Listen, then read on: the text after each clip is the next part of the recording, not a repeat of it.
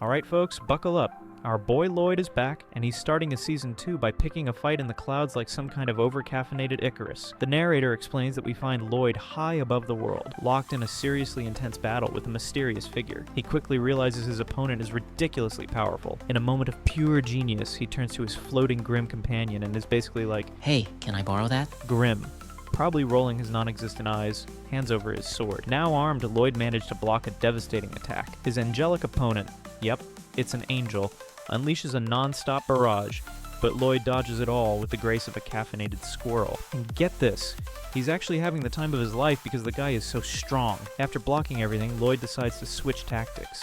He gives the sword back to Grim and whips out a towel. Yep, the legendary towel technique. It kinda works, but not well enough, leaving our hero a bit bruised and battered. So, what does any sensible person do? They resort to dangerously unstable magic, of course. He fires a massive blast directly at the angel, causing a huge explosion. But in the ultimate anime oof moment, the angel just brushes it off like it was a light breeze and tells Lloyd, "You can't do anything to me. Even if you beg for mercy, I won't forgive you." Lloyd, with the energy of a teenager who's just been told they can't have the car, shrugs and says, "Fine, then let it be." Plot twist. This whole epic sky brawl was actually just a sneak peek of a future fight. The story then zips back to show us how Lloyd got up there in the first place. We cut to Ren, who is now Lloyd's full-time maid, and is incredibly nervous about it. She goes to his room to call him for breakfast only to find he's not there. Just Grim and Shiro are chilling. As she's panicking, Lloyd suddenly phases through the wall like a ghost and says, "Good morning," scaring the poor girl half to death. He proudly explains he's mastered the Monlock technique she taught him for hiding his presence. Ren is stunned, mentioning it took her years to learn it, and stammers, "Lloyd, you're incredible!" before immediately correcting herself to a very formal "Master, you're incredible!" Lloyd asks why she's so hesitant, wondering if she hasn't gotten used to working there yet. Ren explains that Scylla is teaching her a lot of things. She's strict but cool, and she promises to do her best to become the perfect servant. Lloyd, being a cool boss, tells her she doesn't need to call him Master. Ren is overjoyed and is about to call him just Lloyd, when Scylla magically appears, as strict overseers do, and shuts that down immediately. The narrator pitied poor Ren, noting that everyone was about to be very busy. The scene changes to a castle that Lloyd had previously redecorated, with a massive hole. It's since been fixed by Gallia using his webs, and Lloyd is now using it as his personal bounce house. We learn that Gallia has become the governor of the place, a position Lloyd's father let him assign.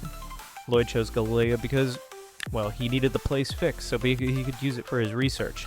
Practical. Babylon shows up to note that the demon-induced destruction is going to take forever to repair. Gallia vows to protect the place, but wishes they had better defenses. Grim, offering a demonic opinion, suggests they look into divine sorcery. This causes everyone to finally realize, wait, you're a demon? Grim's response is a classic. "Yes, what did you think?" He explains that divine sorcery is magic used by church deities, like channeling God's power to drive out evil. The group admits they've never believed in God or the church. The prince then declares it's time to join the church, asking Lloyd if he's ready. Lloyd gets super nervous and tries to delay, saying, "Maybe some other day." Seeing his panic, everyone demands to know what he did. Lloyd finally confesses that he got kicked out of the church 2 years ago for a mistake. He optimistically thinks maybe they've forgotten by now. Gallia isn't taking any chances and tells Babylon to go with him. Lloyd agrees, figuring if joining the church gets him divine sorcery knowledge, it's worth it. Next thing we know, the crew, plus a very eager Ren, arrives at the church.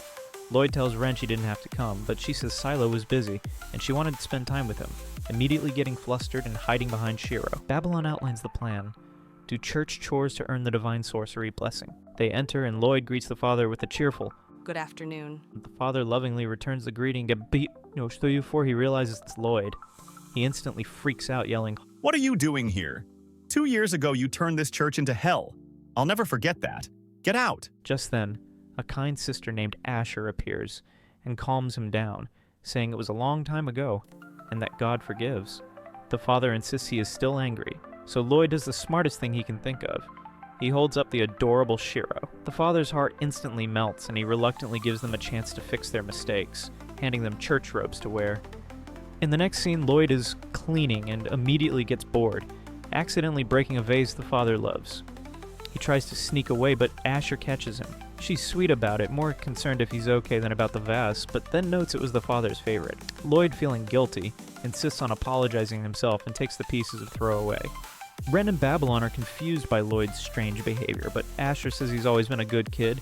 He just loves magic so much he breaks things sometimes. She then reveals she knows they're there to learn divine sorcery, shocking them. She says Lloyd hasn't changed a bit, and we get a flashback to young Lloyd breaking a vase. He even tried to get her to use divine sorcery to punish him, but she refused, suggesting they sing a song together instead. Lloyd, unimpressed, just walked away. The flashback continues to the main event. Young Lloyd unsealed a demon in the church. Chaos ensued. Asher, seeing Lloyd in danger, threw herself in front of him and attacked to save him. Instead of worrying about her own injury, her first question was if Lloyd was okay. This guilt tripped Lloyd so hard he confessed it was all his fault, which is why he was kicked out. Back in the present, Asher explains that the father is still mad about all the broken vases and the whole unleashing a demon thing. But she doesn't think Lloyd is bad. She thinks he has a sweet voice and hopes they can sing together someday. She gets an idea and invites them all to a recital that day, mentioning that Sora will also be there. Meanwhile, Lloyd is dumping the vase pieces when he sees some thugs harassing a girl for bumping into them. Lloyd recognizes her as his older sister, Sora, the fourth princess and a musical prodigy who has mastered every instrument. The thug tells her he's good at one instrument, making girls scream, and is about to harass her when Asher steps in. The thug then grabs her inappropriately. The father shows up asking about the recital, and Babylon explains that Sora's singing is said to have healing powers. Lloyd realizes that's the divine sorcery they're after. It must happen during the ritual. He can't let the recital be cancelled. He orders Ren to attack. She uses mono-pocus to make everyone except the thugs fall asleep. Grimm is impressed she controlled her power so well. The thugs wake up, and just as Babylon's about to fight, Lloyd stops him. Why? Because if the father sees knocked out thugs, it'll be trouble. So Lloyd simply teleports them away.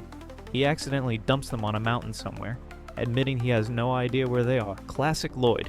The father wakes up, and Lloyd claims that Babylon chased the thugs away. Babylon is still trembling from seeing Lloyd's insane teleportation skills. The father buys it and leaves. Sora finally acknowledges Lloyd, and Asher reveals it's a big deal she remembers his name because Sora usually only remembers people involved in music. Asher says Lloyd can't play instruments, but sings beautifully and invites him to sing in the recital. Sora immediately vetoes this, saying he hasn't practiced and would ruin it. She tells him to watch and learn instead. The recital begins. Sora's piano and Asher's voice combine into a beautiful, healing magic. People in the audience are literally being healed. Lloyd confirms it. This is divine sorcery. He uses his sword to cut a fragment of the Mona signature, creating the effect, noting it's a geometric shape he's never seen before, a healing spell. Just as they're figuring it out, both Lloyd and Grimm sense a powerful, dangerous gaze from above. Lloyd deduces it's a servant of God, watching them from high up in the sky. He tells Ren and Babylon he'll be back soon, teleports straight up into the clouds, and comes face to face with the very angel from the beginning of the episode. And with that massive cliffhanger, the first episode of I Was Reincarnated as the Seventh Prince Season 2 ends. What a ride, and an